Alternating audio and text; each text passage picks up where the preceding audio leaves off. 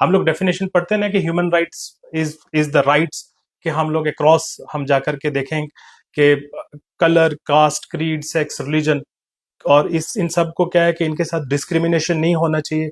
This is called as human right. This is the bookish definition of the human rights. जो human rights पे लोग काम कर रहे हैं, जो ह्यूमन राइट्स ऑर्गेनाइजेशंस काम कर रही हैं, चाहे यूनाइटेड नेशन काम कर रहा है, उनको चाहिए कि सबसे पहले लोगों के अंदर अवेयरनेस ये दे दे कि ह्यूमन राइट्स होता क्या है जी। कि हमें अगर एक दूध का पैकेट हम लोग खरीद के ला रहे हैं और उस पर टैक्स पे कर रहे हैं, तो हम टैक्स इसलिए पे कर रहे हैं कि गवर्नमेंट या गवर्नमेंट की जो बॉडीज हैं, चाहे जिसमें पुलिस डिपार्टमेंट है, जिसमें रेवेन्यू डिपार्टमेंट है, जितने भी डिपार्टमेंट्स जो गवर्नमेंट ने बनाए हैं, this is the duty of those peoples who can protect the dignity and the life of the human being. Fundamental rights आज की डेट में वो लोग उनको चाहिए जिनको खाना नहीं मिलता, जिनको पानी नहीं मिलता, जिनको सोने के लिए घर नहीं मिलता, जिनको शेल्टर नहीं मिलता। अगर हम उनको ये चीजें भी प्रोवाइड कर देते हैं तो इससे बड़ी चीज कोई नहीं हो सकती। 10 दिसंबर को ह्यूमन राइट्स डे मनाया जाता है, क्या इंपॉर्टेंस है इस डे की? पहले तो मैं टेक वन का बहुत शुक्रगुजार हूं कि आज वो अपना कीमती वक्त निकाल करके आ, आज हमारे ऑफिस के अंदर आए हैं ह्यूमन राइट्स की इम्पोर्टेंस को जानते हुए। ये जो दिन है बहुत महत्वपूर्ण दिन है पूरे देश के लिए, पूरी दुनिया के लिए, क्योंकि universal declaration of human rights 1948 के अंदर हुआ था, जिसमें 190 प्लस कंट्रीज ने पार्टिसिपेशन लिया और एक डिक्लेयर किया कि ह्यूमन राइट्स हर इंसान के लिए जरूरी है। और इस दिन को पूरी दुनिया के अंदर मनाया जाता है, हिंदुस्तान के अंदर भी मनाया जाता है, तो हम इस दिन को बहुत महत्वपूर्ण समझते हैं। 2025 का जो थीम रखा है यूएन ने, वो रखा है आवर एवरीडे इज एसेंशियल, कि इंसान के लिए ऐसा नहीं है कि ह्यूमन राइट्स सिर्फ महीने में एक दिन उसको चाहिए रहता है। हम जब सुबह उठते हैं, हमें अगर पानी नहीं मिलता मुंह धोने के लिए या नहाने के लिए, तो वो भी हमारा ह्यूमन राइट्स का वायलेशन है। किसी भी देश की बात करें हम, चाहे हम इंडिया में रह रहे हैं तो हम हिंदुस्तान की बात करेंगे। मैं सुबह उठता हूँ और जब मैं अपने वॉशरूम में जाता हूँ नहाने के लिए, तो मैं देखता हूँ मेरे टैप में पानी नहीं है, तो ये भी ह्यूमन राइट्स की वायलेशन है। उसके बाद मेरे को ब्रेकफास्ट चाहिए रहता है, और अगर ब्रेकफास्ट नहीं मिलता आपको, अगर खाना नहीं मिलता, तो वो भी ह्यूमन राइट्स की वायलेशन है। तो ये जो थीम इस बार यूएन ने रखा है, ये इस बहुत इंपॉर्टेंट थीम है कि हमारे लिए हर दिन जरूरी है, एसेंशियल है। हर दिन जरूरी क्यों है कि हम मॉर्निंग से उठ करके शाम को घर वापस जाते हैं और अगर हमें शेल्टर नहीं मिलता सोने के लिए, वो भी ह्यूमन राइट्स की वायलेशन है। तो जब आप एक कंट्री के सिटीजन डिक्लेयर होते हो, आप फॉर एग्जांपल आप किसी फॉरेन कंट्री से हमारे देश के अंदर आ जाते हैं, तो आपको क्या सिटीजन मिलेगा? नहीं मिलेगा। Once you left out your citizenship of that country, और फिर आप अप्लाई करते हो यहाँ देश की सिटीजनशिप के लिए, और उस पेपर पे ये लिखा रहता है कि जितने भी आपके फंडामेंटल राइट्स हैं वो आपको हमारे देश के अंदर मिलते हैं या नहीं मिलते हैं। डिक्लेरेशन होता है। तो जब आपको सिटीजनशिप मिलता है, तो सिटीजनशिप के चार्ट में ये लिखा रहता है कि आपको कंट्री से आपको हेल्थ केयर मिलेगा, आपको प्रॉपर एजुकेशन मिलेगी, आपको एनवायरनमेंट अच्छा मिलेगा, आपको अच्छी सेहत मिलेगी। क्या वो हमें मिल रहा है या नहीं मिल रहा? तो मेरा ये सवाल पूरी पूरी दुनिया से है, पूरे पूरे भारत से है, क्या क्या ये मिल रहा है या नहीं मिल रहा? तो जब ये सवाल हम उठाते हैं, तो हम देखते हैं कि बहुत सारे अभी भी हमारे देश के अंदर ऐसे लोग हैं जिनको अभी तक ह्यूमन राइट्स की, जिनके साथ वायलेशन हो रही है, उनको पता नहीं उनके हकूक क्या है। क्योंकि हम लोग हम सिंपल सी बात है, हम जाकर के मार्केट में सुबह दूध का पैकेट लाते हैं 10 रुपए का, और वो दूध का पैकेट जब कंपनी से आता है वो 5 रुपए का आता है, उस पर टैक्सेस लगते हैं, वो 10 रुपए का हो जाता है। वो जो 5 रुपए के टैक्सेस लगते हैं, वो क्या है? वो ये है कि हम गवर्नमेंट को टैक्स पे कर रहे हैं ताकि हमारा ह्यूमन राइट्स की प्रोटेक्शन कौन संभाले? गवर्नमेंट संभाले। ये बहुत इंपॉर्टेंट डेफिनेशन है। हम लोग डेफिनेशन पढ़ते हैं ना कि human rights is the rights, कि हम लोग अक्रॉस हम जाकर के देखें कि colour, caste, creed, sex, religion, और इन सब को क्या है कि इनके साथ डिस्क्रिमिनेशन नहीं होना चाहिए। This is called as human right. This is the bookish definition of the human rights.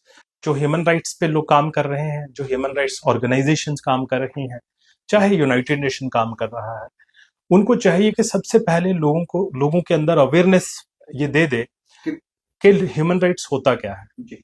कि हमें अगर एक दूध का पैकेट हम लोग खरीद के ला रहे हैं और उस पर टैक्स पे कर रहे हैं, तो हम टैक्स इसलिए पे कर रहे हैं कि गवर्नमेंट या गवर्नमेंट की जो बॉडीज हैं, चाहे जिसमें पुलिस डिपार्टमेंट है, जिसमें रेवेन्यू डिपार्टमेंट है, जितने भी डिपार्टमेंट्स जो गवर्नमेंट ने बनाए हैं, this is the duty of those peoples who can protect the dignity and the life of the human being. के पुलिस है, पुलिस का काम क्या है? पुलिस का काम ये है कि वो हमारी लाइफ की प्रोटेक्शन करे, प्रोटेक्शन, सिक्योरिटी करे। बट ये सिर्फ चंद लोगों को पता है। कुछ लोग सिर्फ इसलिए कि भाई किसी ने किसी को मार दिया कि पुलिस में जाके रिपोर्ट करा दो, ये उनको पता नहीं है कि पुलिस का काम है हमारी हिफाजत करना। बट पुलिस फिर कितने नखरे करती है वो आप बेहतर जानते हैं। तो अगर हर इंसान को फंडामेंटल राइट्स और ह्यूमन राइट्स का पता हो, तो पुलिस और जितने भी डिपार्टमेंट्स हैं वो अपने काम को सही तरीके से अंजाम देंगे। हम जब अपने इंडियन कॉन्स्टिट्यूशन की बात करते हैं तो हमारे पास यहाँ फंडामेंटल राइट्स हैं। जो आर्टिकल की बात करें 12 से लेकर के 35 तक, पूरा एक हम जब पढ़ते हैं उसको, right to equality, right to freedom, right to constitutional remedies, right to speech, right to life, right everything, जो भी हमारी जिंदगी के अंदर सुबह से लेकर के शाम तक चीजें होती हैं वो सारी फंडामेंटल राइट्स के अंदर आती हैं।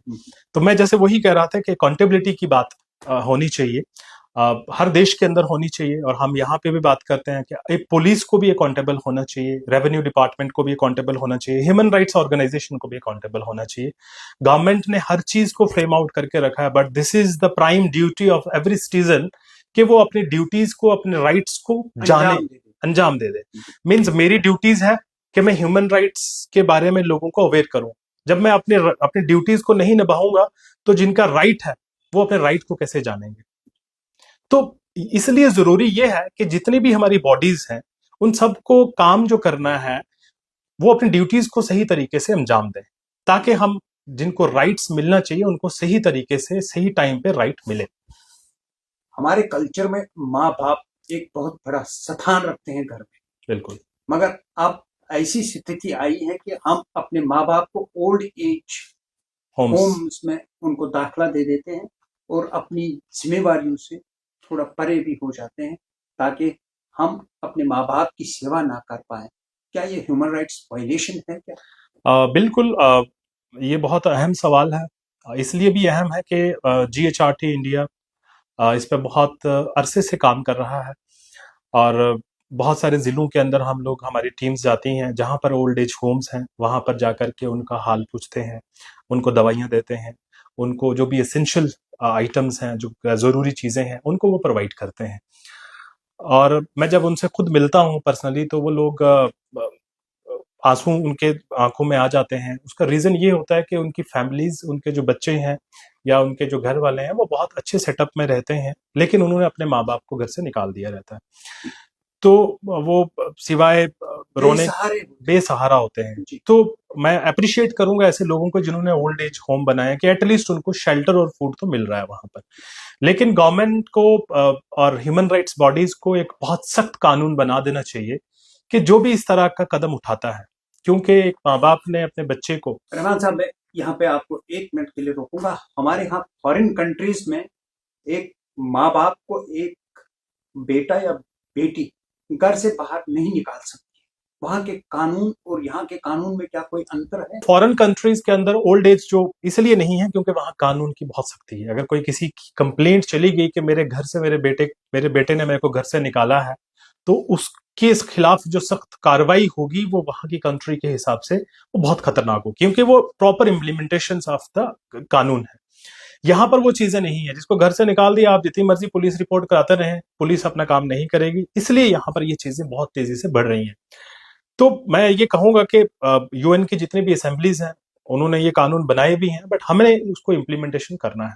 तो मैं हुकूमत से भी यही कहूंगा, गवर्नमेंट से भी यही कहूंगा, NHRC जो हमारा दिल्ली का ह्यूमन राइट्स की एक नेशनल बॉडी है, मैं उसे भी यही कहूंगा कि इस तरह के कानून बनाए ताकि माँ बाप की जो इज्जत है, उसका जो वकार है, उसको बरकरार रखा जाए।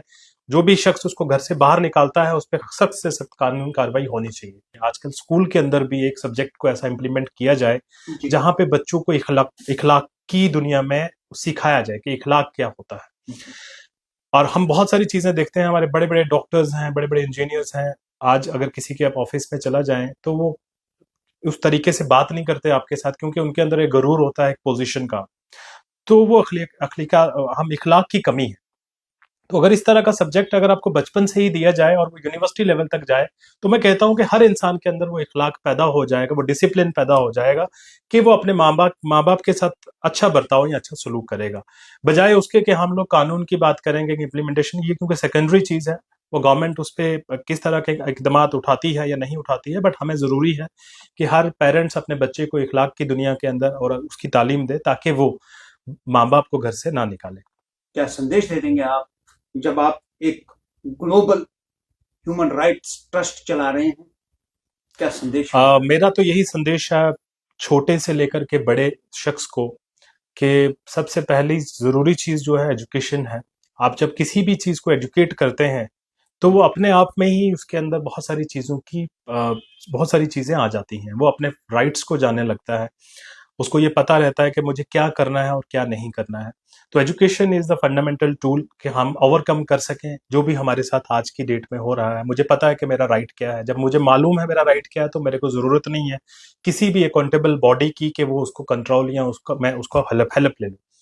और सबको मेरा यही रहेगा कि जो आपके साथ आज भी इंडिया के अंदर, मैं इंडिया की बात करूंगा क्योंकि मैं यहाँ का रहने वाला हूँ, आज भी इंडिया के अंदर 190 मिलियन और 200 जो स्टैटिक्स है हमारे पास, 200 मिलियन लोग ऐसे हैं जो रात को भूखे सोते हैं। कभी एक रात अगर आप भूखे सो के देखें और दूसरे दिन सुबह जब आप उठेंगे तो आपको ये फील होगा कि दूसरे का जो भूखा रहना है वो कितना तकलीफ दे है। तो अगर हम दूसरों की तकलीफ को महसूस करेंगे, अगर 200 मिलियन भूखे सो रहे हैं मीन्स उनके पास शेल्टर भी नहीं होगा, अगर उनके पास रोटी खाने के पैसे नहीं है तो घर बनाने के तो नहीं होंगे, तो वो जाहिर सी बात है कि वो सड़कों पे या कहीं भी उनको झुपड़ी मिल जाए वहां रात गुजारते हैं।